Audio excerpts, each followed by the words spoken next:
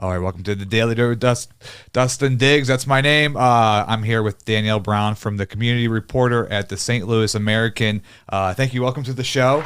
Thank you for having me. Yes, I seen. We were just talking earlier before the podcast started, but I seen like a video interview with you and kind of did some research about you, and then I started reading some of your articles yesterday, and you're a fantastic writer. Thank you. Reporter. I really appreciate that. How did you get started with like into writing? Like, was it from a young age where you're writing stories? That's a good question. So I feel like I've always enjoyed writing, to be honest. I never really looked at myself as being a great writer, to be honest. And then I went away to school at SEMO, and initially when I first got there, I was a psychology major, social work, criminal justice. But I always have enjoyed, writing, keeping up with news. I always wanted to become a journalist, but I think I kind of shied away from going into that field because I always would hear people say, oh, that's not realistic, or you won't really make money in it, and just different things like that. But then I was just like, you know what? This is what I see myself doing. I mean, I wanted to do the other fields because I've always enjoyed helping people. I'm a people person, and, I like to give back to the community. But then I was just like, I don't really see myself doing that forever. I really see myself being a journalist forever. And now I do get to give back to the community, but it's just in a different way than, the other fields. Right. You're sharing their stories to the world and telling about people's what they're doing, all the things, changes in the community. When you grew up, were you like wanted to be a reporter? Was there like a movie or some kind of like, I always think of like the China Syndrome or something. There was a movie back in the 80s that's like a great reporter movie, or All President's Men, those types of movies. Network News. Did you watch any of those kind of movies when you were a kid?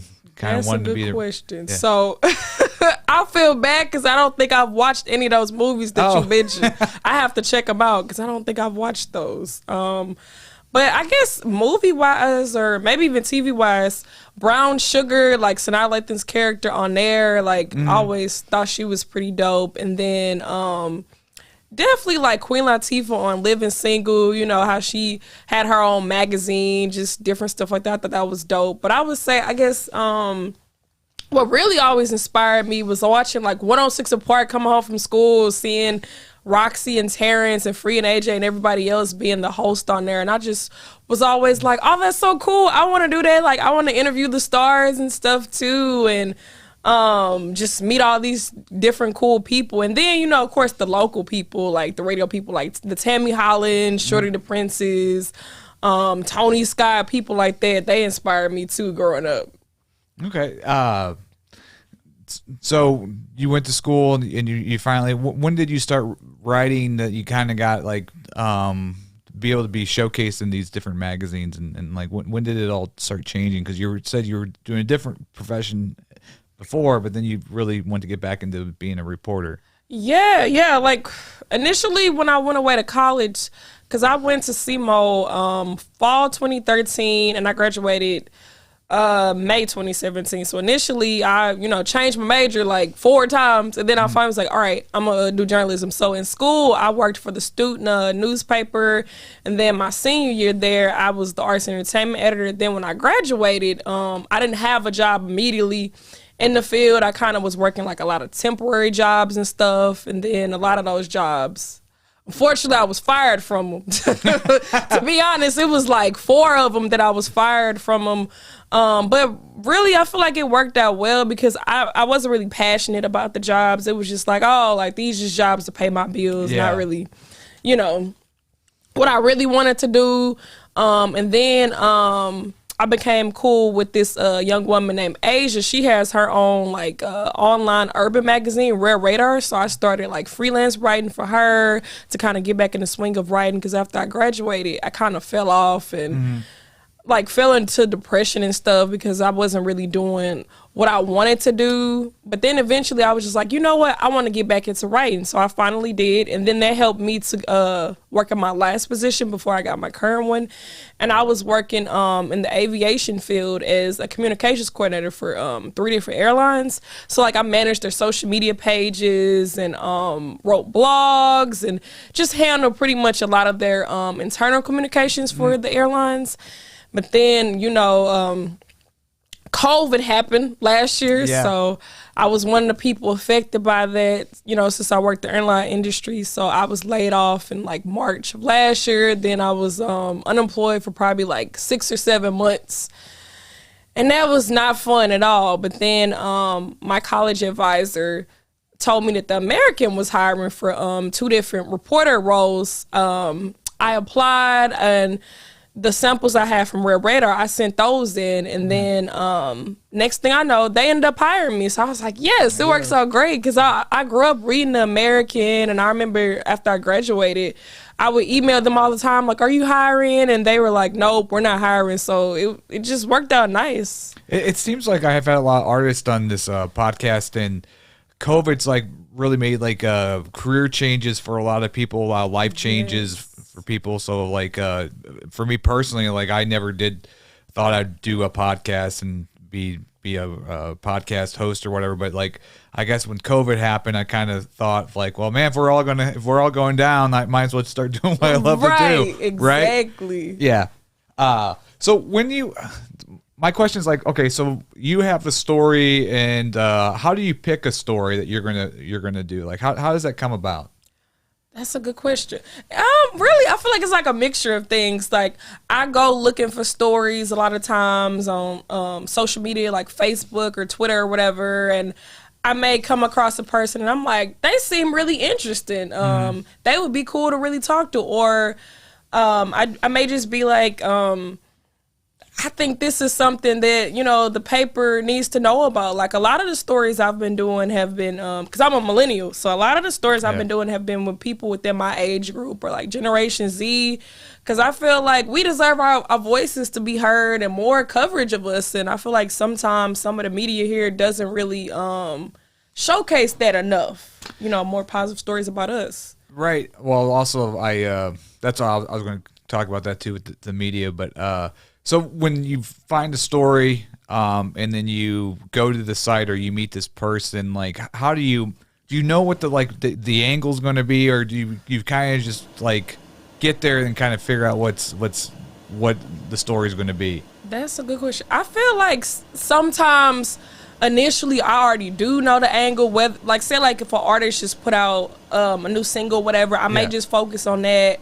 But if I start talking to them more, you know, hearing their story, I may kind of change the angle. Like if they went through I guess like a life-changing experience or something. Yeah, you have a great story here. So I want to show the audience here. Here's your LinkedIn page and your website, but there's a great story with Murphy Lee that you did. And that was one of his things. That was really cool. And so you went in there, and then just kind of like, how was the process that you met Murphy Lee? You're there to promote his event, but like, you know, you're like, what? So how did you kind of break it up? How you were going to tell that story? Yeah. Okay. Are you talking about the STL Fest? Yeah. Okay, cool. Yeah. I wasn't sure if you were talking about that, or because I know he had an album that came out. Yeah, you did. You done two. You did 2 of them, but I was thinking the festival one. Okay, cool. I wanted to make sure I was talking about the right one. Yeah. So with that, because I know, Reggie's son, formerly known as Shorty the Prince, him and some of his friends, they came up with the idea for STL Fest, and I had been seeing it on social media.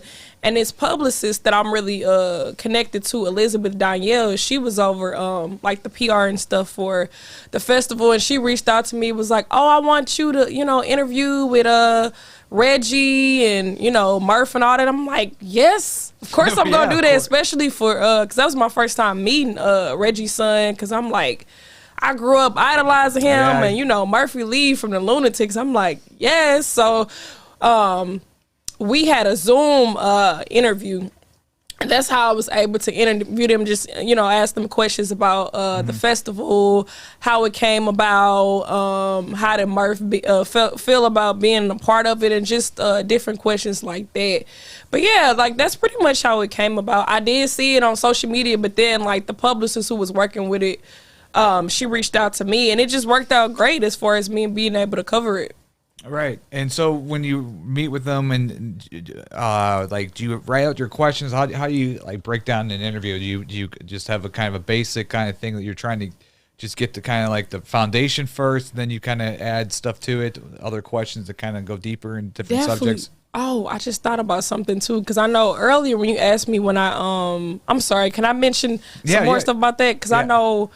So I don't only find stories, but, people send me stories and stuff, too, like my editor, of course, and, other people send me stories. I wanted to mention that, too, because I know I'm not finding all these stories by myself. That's, like, impossible. Right. Well, that's the thing, too, is they write a press release, right? And so you've done a couple of great stories on some of the different like local hip hop artists here and with the releases. For the artists that watch this podcast, what's a good press release? Like, how long should it be? Like, how many? Should it be just a half a page? What's the main points that if they would want to get a news story about their album or something coming out? Like, what's the things they should put in that press release?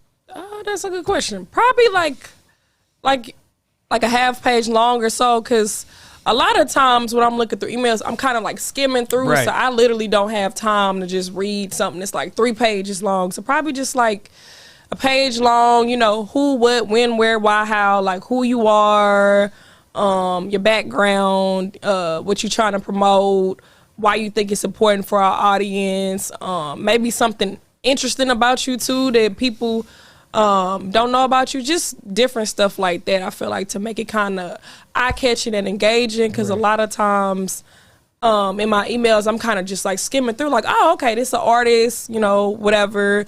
So just kind of get straight to the point. Right. So really what they should do also is you touched on the point there, is research who you're sending it to. So if you're sending it to the St. Louis American, know what their audience is and why their audience would be interested in your album or your whatever event that you're doing. Exactly. Yeah. Okay. One of the good stories I read that you did is why I think you're just a fantastic writer. So I really appreciate that. Yeah. So like I said, I've been reading your articles all morning and last night. So, but I really like this article here where you talked about the veteran TV producer Andre Holman launches his own platform, and what I really liked how you you're talking about what he was doing, but you also brought in like current events. So you talked about Jackie Joyner-Kersee, and you brought in what's a current event with Simone Biles that was going on with the Olympics, and then also you kind of touched with some of the COVID stuff in the article. So you're doing a story, but you're keeping it kind of relevant with the current events and how that ties in with current events. Is that just something you do, or is that you think of that when you're writing? Yeah, I feel like sometimes it is important to kind of connect the two, just to make it more relatable and then just make it more interesting too. Like, I feel like that is important to have that kind of element in there a lot of times. Yeah. And I want to go to your website here, and so these are just, look at all these articles. You've been busy. You've been busy. You've been busy there. Some of them are from the website I was telling you about before, Red Radar, but most of these, as you go up, are from the American. And just of all these articles, what's your favorite type of? Do you like going to the events? Do you like meeting people? What's more like your kind of cup of tea of what you like to write about, or it doesn't matter? You can write about anything. I love it all, really. As long as it falls under the entertainment umbrella, I really love it all, because I really do a lot of these artists and stuff that I cover. Like, I really do already listen to their music, or try to go to their events and stuff. It just kind of works out good. I feel like people always ask me what's my favorite story, and that's hard. Yeah. Do you have that answer for us? I can't just choose one. I feel like I gotta at least maybe like 5 or so. Right. I do video editing, and then sometimes I go back and I look at some of the stuff I did like a year ago. Do you ever do that with your writing? You look back and you're like, I wish I would have kind of touched base more on this, or kind of went more in depth on this kind of. Yeah, I feel like one story that I could think of, I guess this kind of like that. I interviewed this guy. I don't know why I can't think of his real name, but I know his producer name is like J-Rod, and he's K-Camp's producer. He's from St. Louis. He lives in Atlanta. Mm-hmm. And I always felt like I fumbled the bag because I did not try to get an interview with K-Camp. I'm like, that would have been dope, to get quotes from him in the story, because K-Camp actually reshared the story to his Instagram. And I'm like, man, that would have been even more like amazing if I would have just, interviewed him. But I guess for some reason in my mind I was overthinking it, like, oh, you're not gonna be able to interview K-Camp, or it's gonna be hard to get to him. But I should have just at least tried, or at least asked like J-Rod, hey, can you get me connected to K-Camp, because that would have been amazing. Yeah, that would have been awesome. But do you get like the butterflies, so when you did the Murphy Lee, or you meet some of these like important people here in the St. Louis community, do you ever get the kind of like butterflies, kind of like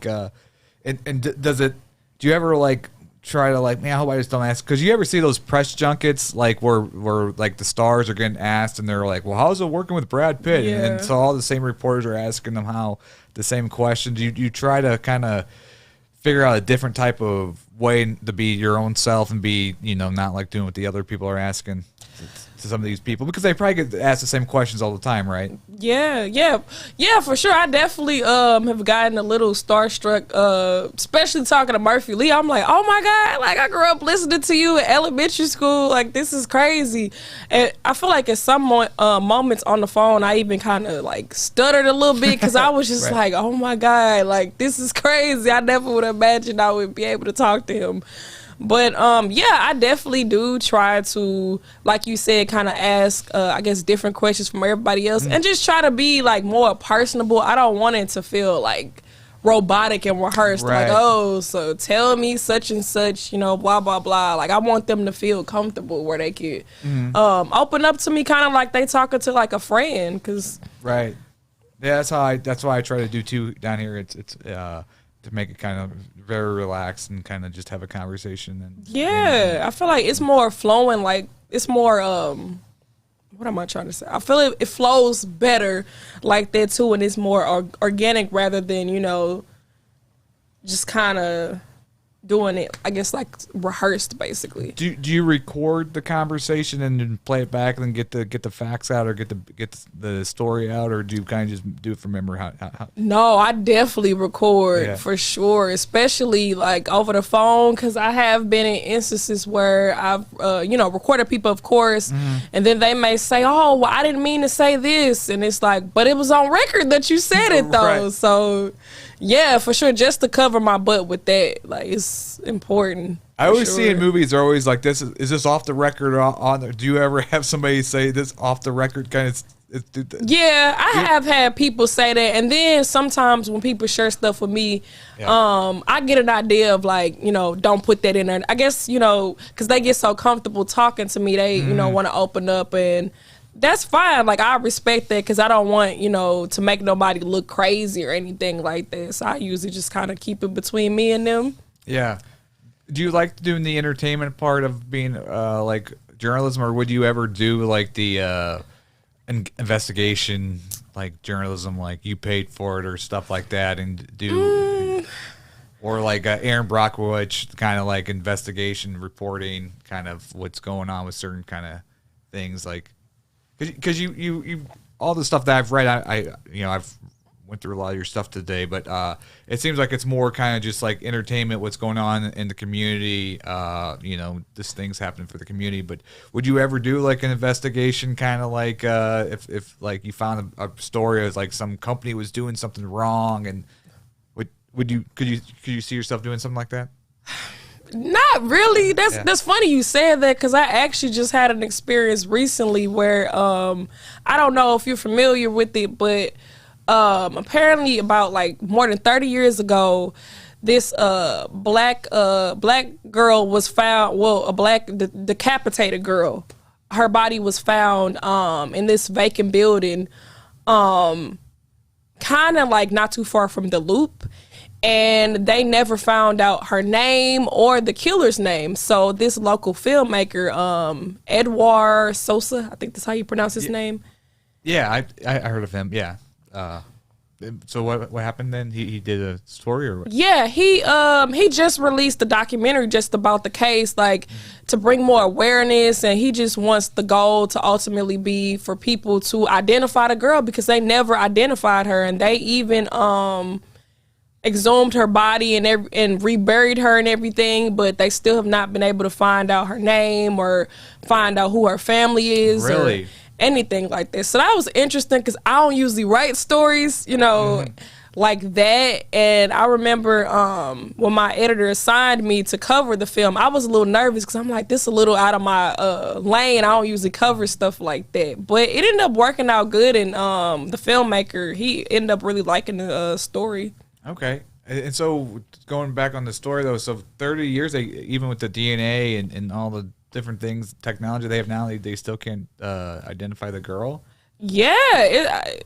I was just as shocked. To be honest, I had never even heard anything about the case until I saw the film and talked to the filmmaker. And, yeah, it just blows my mind that they, for some reason, have not been able to identify her. And then it's even crazier, like the family never came forward. And then, you would think that some parents will report their kids missing, but that makes me think maybe the parents had something to do with it, because if you did something to her, then why would you come forward? So maybe it's that type of situation. What's the you remember the documentary, what it's called? Oh, yes. I'm sorry. I should have mentioned that. Yes, it's called Our Precious Hope, St. Louis's Baby Jane Doe.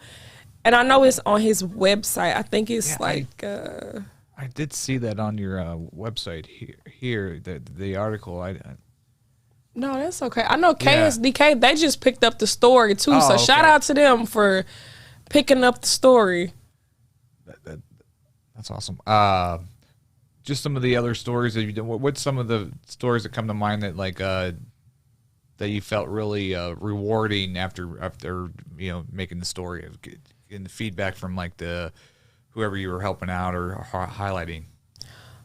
I would say one of them that probably sticks out to me, I wrote a story about Tammy Holland receiving a key to the city. And it was just such an honor to interview her because she's always been one of my idols. And I know right now she is battling cancer. So just, hearing her story and just knowing that she received that honor, I think that was a big deal, and she definitely deserves to have that honor. And I just pray that she keeps pushing forward and that she's able to beat it, because she's done a lot for the community. And I mean, even people like me, she's touched a lot of people just with her personality and her career aspirations. I aspire to be just as dope as somebody like her. And that was one of them. When you do interviews, we were talking about COVID earlier, that you do a lot of Zoom calls and do these interviews, but is it better to kind of really be at the event and be able to see the person? Is it a better experience, you think, with the interview process, face to face, or is it do you get the same information if you were talking to them through Zoom, the technology? Because I have people that call in here with Zoom all the time, but I feel like it's a way better conversation when the person is sitting across the table from you. To be honest, I don't really care for Zoom. And I know with my job, we do a lot of Zoom calls, but I don't really care for it. But yeah, I would say as far as event-wise, it's definitely good to be there for sure, to kind of soak up the energy and just really get a feel of the vibe. I would say, I guess, regular artist interviews, sometimes phone is cool, or I'm open to in person, but definitely if it's an actual event, I think a lot of times it is good to actually be there. Right. I feel too. So I just gotta do some plugs. I hope I'm doing all right. You're doing great. You're doing great. I think this is. I feel bad because I feel like you've asked me some questions, but then I forget to go back to them because I talk fast, I fire fast at you, but no, I just been excited to have you on because, like I said, I've had a lot of great artists here. Some people you've done interviews with, but it's neat to meet a journalist and somebody with your how great you are, and be able to talk to somebody how they. I'm just really interested how like journalists kind of like come up with their stories, how they break it down, and no, this has been great. You're still with the St. Louis American? Yeah, I actually just made my year mark, so woo! I've been there for a while. You can't hear the sound effects, but I'm giving you a clap for that. Yeah. And do you just work exclusively with them, or do you do freelance and work for other like papers or websites, or do people ever want you to write up like things for their corporations or their companies or their bios for their businesses? Do you do stuff like that? That's a good question. Yeah, so I work with them full time. I am open to, freelancing, of course, but I know with that, I'm not really sure, I guess, how that would work since I work with them as far as, I guess, like other outlets. I don't know if I could, freelance with other local outlets, but I wouldn't be opposed to just even writing for bigger publications like Revolt or BET or whoever. And then with the writing stuff for other people, I'm definitely open to that, because people ask me all the time, like, hey, can you help me with this and with that? And I'm like, I could be getting paid for this. Like, why not, charge people, like, if they want a bio, like, or press release or whatever, because sometimes it takes me a long time to write stuff, and then once I get in the groove of it, it's like I'm going. So I'm like, I could be receiving some type of compensation for it. I'm a horrible writer. I don't know if I'm dyslexic or what, but I just my grammar's horrible. It just takes practice, really, because I have not always known how to write like this. Even starting with the paper, I think I was probably an okay writer, and I've grown a lot. Like, from coming there October last year to now, like did not always have it together. So I think it just take a lot of practice. And doing probably a lot of like reading other news stories and like reading books and stuff. Would you ever think about doing like you said it takes you a while to write a story out? Do you ever think about just doing like reporting like with a video camera or like a video blog or anything like that? Do you do that? So I've actually thought about doing like on camera interviews, even if I just do them like, on my own thing outside of the paper. But I guess I just been kind of nervous about that, because I never really been on camera like that. Even doing this now, makes me a little nervous, because I'm not used to being on camera. Oh, okay. Well, I mean, you can be off camera though and ask the questions, No. You can keep me on. I mean, if you decide you want to go that route with your life, like do off, you used to be behind the camera, ask the questions. I feel like that's not as I don't know. I feel like that's not as entertaining. I think I just have to get out of my shell. Yeah. Like, because I've been doing a lot of stuff this year that's been kind of taking me out of my shell with my field. That's like MC Trey invited me to be in his video, and I was just like, what? And it was at a skating rink, and I'm not the best skater, so I'm just like, how is this going to turn out? Right. Well, that's a great artist in St. Louis, so you should take him up on that one. I think he's. Yeah, I did end up going. At first, I was just like, I don't know, because this is like the third artist this year, literally, who's asked me like, hey, you want to be in my video? I feel bad because the other ones I didn't go to them because I think I was just like nervous, like, oh, I don't know if I want to do this, but I should have just went because it was really fun. It actually wasn't bad. Are they asking you? Do you think because they want you to do a story about them, or do they just need a body in the video? So honestly, a lot of times when it's happened, I assumed that they wanted a story, but really they just wanted me to be in the video, and I should have just did it. Okay. Let's see. Look at so I pulled these other articles. Let me see. I had some. So, some more. This is some of the articles I enjoyed reading today. Deeper than Rap. This was a great one. That you do you want to kind of fill into the audience how this story came about? Yeah, absolutely. Yeah. So Malcolm, that's one of my homies. We went to college with each other. Shout out to him. He I want to say sometime in September he had reached out to me about this listening party for his EP because he just dropped his first like ever full project. And I wasn't able to make it. But we still had kept in contact about me, you know, just doing a story over him in general about with the EP. So we finally were able to coordinate a day and a time, and I was able to talk to him more about the EP, how he got into music, his inspirations, just different things like that. That was really cool because this is somebody like I actually kick it with sometimes, and we went to college with each other. Like, that was really cool. That's awesome. And then I like the story here. And his music is dope too. And I'm not just saying that because I know him, but it's actually like really dope.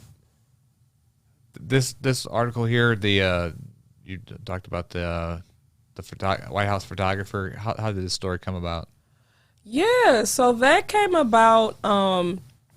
This publicist that I guess that was over the Hall of Fame or whatever, she reached out to me and told me that Pete Souza was one of the people inducted in there, and then she told me that Dawad Bey was also another one. He's actually, I think, the only black one that was inducted in the Hall of Fame this year. So that's how that came about. And then I interviewed Pete on the phone. That was actually pretty cool. Got to learn more about like how he became Obama's photographer, and all these different things. That was really cool. And then with Dawad, I had to actually email him the questions because I didn't know that he was actually hearing impaired. But that was still really cool to learn more about him and his story because I didn't really know much about him prior to doing the story. Before you like call these people, how do you do your research? Do you just look them up online on their how do you research some of these people that you might not know who they are? Yeah. Do you kind of just Google their name and do you look through their social media to find out who these type of people are? Yeah, I would say it's a mixture of both. Like you said, just looking them up online and social media, especially for artists, doing that, kind of diving into their catalog a little bit, so that way when I have the interview, I could kind of know what I'm talking about. Because, usually afterwards, like if I wasn't already familiar with a person, I do tend to say like, oh, well, I didn't know much about you prior, but I know with doing my research, you seem interesting, or it was nice to hear more of your story. Yeah, I'm the same way. I like to research the person, but like I don't. That way, I just not too much, but that way I kind of know what I'm getting into, what kind of person, what kind of subject matter we're going to talk about. Obviously, I want to know what kind of art they're into and what they're doing, and what they have coming out, so we know what to promote and things like that. But exactly. But it is fun for me to kind of like sit with the person and kind of figure them out as we're talking. Yeah, which is a great experience. Yeah, no, I enjoy that too. And then. I'll have one more. Oh yeah, that's the Precious Hope story. Yeah, so this is the story here that we were talking about earlier. So so that's one. Oh, my computer locked up, but I forgot to mention too. With that, since she was never like identified, some people like nicknamed her Precious Hope, even though that's not her name. Oh, okay. And I'm not. Where can we get that? See that documentary? Is it out like on Prime Video or? Yeah, it is on. I think it's on Amazon Prime. Okay. No, not Prime. I'm sorry. I think it's Amazon Fire, and I believe it is on like Roku and another one. And I know it's on his website too. I can't remember it off the top of my head, but I can send you the website too. Yeah, send me the website. I'll put it at the bottom of this video. If anybody listening to this podcast and interested in that story, I'm definitely going to check it out myself. So that was a good article, and then I got one more that I thought was great. No, this is actually pretty dope. This means a lot because sometimes I'm in my head like, oh, I don't know how this story gonna come out. And the it factor here, I like this one, the rap.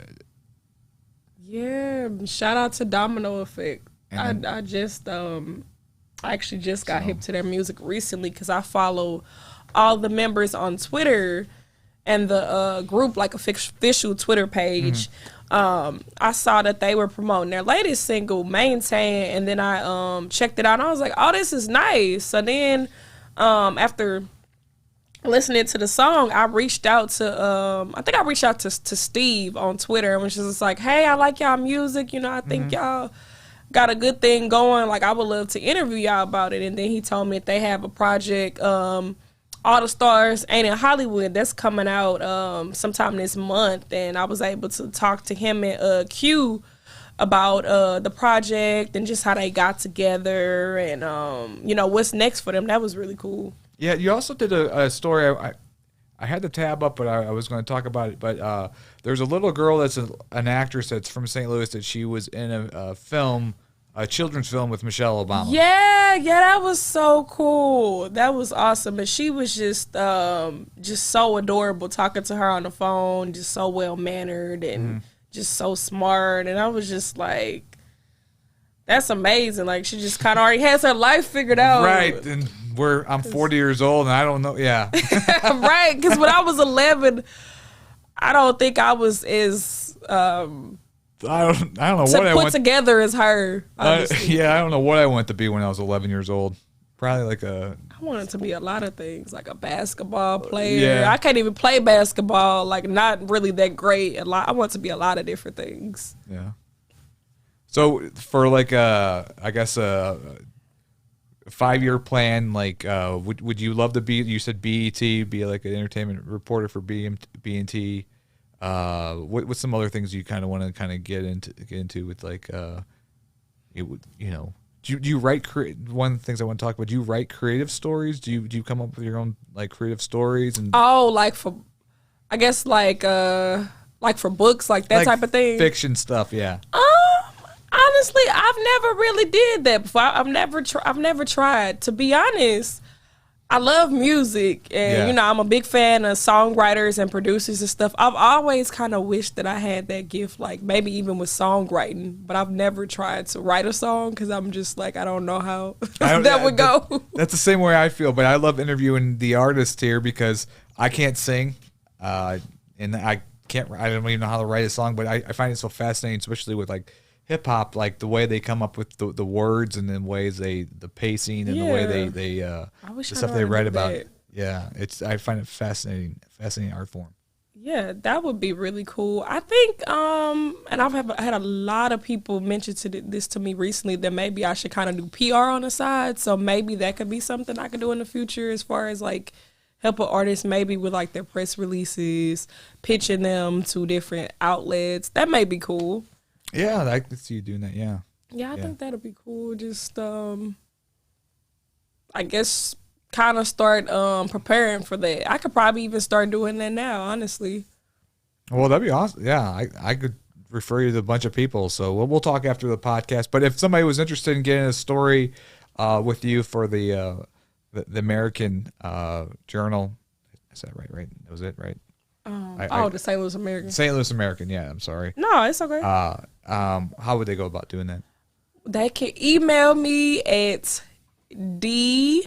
Oh, we could pull it up. It's just right here on your LinkedIn. Yep. Yeah, it's right there. Yep, that's perfect. So there's all the information right there. I'll put it in the link below too. So if you're interested, if you're an artist out there, you got something going on, an event or an album coming out, or a film being released, definitely hit up Danielle. Fantastic writer, and big fan. Thank Ever you. since I seen that video, I researched and been reading your articles, and I think you do a great job, and I think you do a great thing for St. Louis, the St. Louis community of all the stuff that you're highlighting. So thank you for doing that.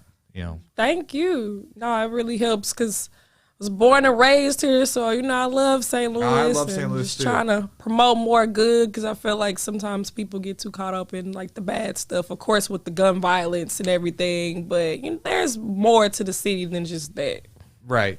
Yeah, I feel like that too. And then I'm sure you feel the same way. It's like there's so many great artists in St. Louis, and they just don't get their time to shine, or they don't get their exposure that they need. So. Well, thank you so much for being on the show. It was Thank you good for to meet you. having me. And then so thank you so much. Definitely subscribe to the Daily Dirt with Dustin Diggs on YouTube. Like the Arts United Network on Facebook, and we will see you tomorrow.